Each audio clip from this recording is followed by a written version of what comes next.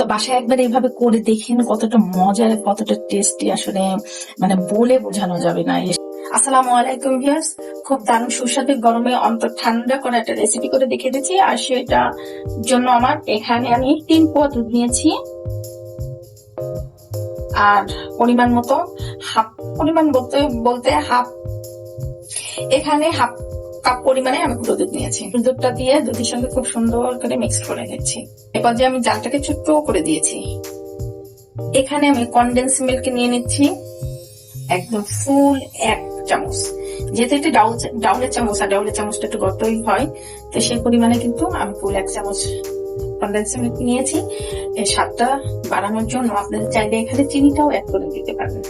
এইভাবে করে আমি দুধটাকে খুব সুন্দর করে বরফ করে নেব। তো ভিউয়ার্স দেখেন, অলরেডি দুধটা কত সুন্দর বলক খেয়ে উঠছে। আর দুধটা কিন্তু দেখেন গুঁড়া দুধ কনডেন্স মিল্কে দেওয়ার কারণে দুধটা কতটা সুন্দর একটা গাঢ় গাঢ় ভাব হয়ে গেছে। এখন আমি দুধটাকে নামিয়ে একদম ফুল ঠান্ডা করে ডিপ ফ্রিজে রেখে দেবো। দুধটা বরফ দেওয়া হয়ে গেছে, এখন আমি দুধটাকে নামিয়ে নিচ্ছি। এখানে যতটুকু দুধ আছে এই দুধটা পুরা 4 থেকে 5 জন মানুষের ডেজার্টটা করা হয়ে যাবে। এখন আমি দুধটাকে একদম ঠান্ডা করে তারপরে ডিপ ফ্রিজে রেখে দিব। তো বেশ, আমি দুধটাকে ঠান্ডা করতে দিয়েছি। এই ফাঁকে আমি চিড়াটাকে ভিজিয়ে নিচ্ছি। আমি এখানে সাদা চিড়া নিয়ে নিচ্ছি 1 কাপ পরিমাণে। আমি চিড়াটাকে পরিষ্কার করে নিয়েছি। এখন আমি চিড়াটাকে পানি দিয়ে সুন্দর করে ক্লিন করে নিব।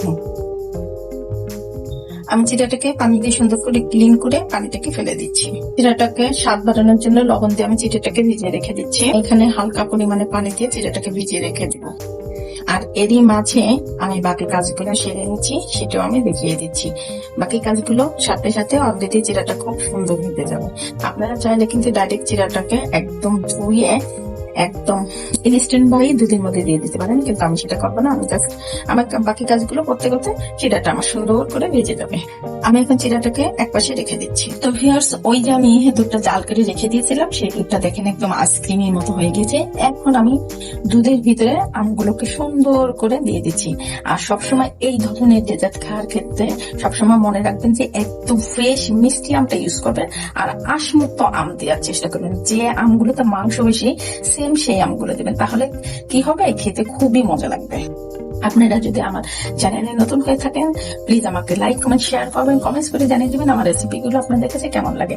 আর আমার চ্যানেলটি যদি এখনো সাবস্ক্রাইব করে না থাকেন, তাহলে আমার চ্যানেলটি এখনই সাবস্ক্রাইব করে রাখুন। আর ফেসবুক থেকে দেখে থাকলে অবশ্যই একটা লাইক ফলো দিয়ে রাখবেন, যাতে করে আমার রেসিপিগুলো আপনাদের কাছে খুব দ্রুত পৌঁছে দেয়। আর বেশি বেশি করে শেয়ার করবেন, যাতে করে আমার রেসিপিগুলো আপনাদের ফ্রেন্ডের মাঝে ছড়িয়ে যায়।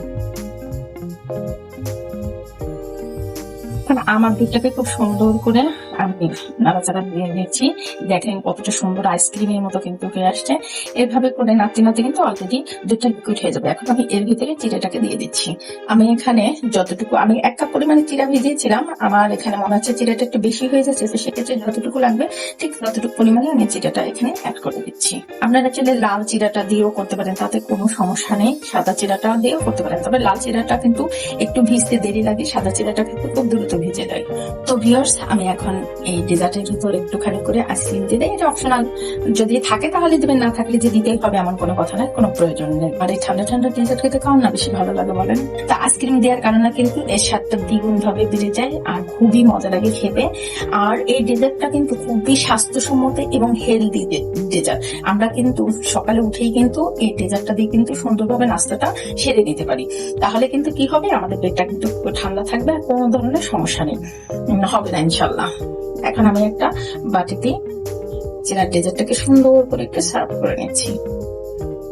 তো বাসায় একবার এইভাবে করে দেখেন কতটা মজার, কতটা টেস্টি, আসলে মানে বলে বোঝানো যাবে না। এর স্বাদ এতটা টেস্ট, তো আর কি বলবো, আপনাদের উপরেই ছেড়ে দিলাম। আপনারা একটু জাস্ট ট্রাই করে দেখেন। আমি জাস্ট একটু খেয়ে দেখি আসলে এর মজাটা কতটা। Excellent excellent excellent. তো এই পর্যন্ত সবাই ভালো থাকবেন, সুস্থ থাকবেন। নতুন নতুন কোনো রেসিপি নিয়ে আবার সামনে হাজির হব। আল্লাহ হাফেজ।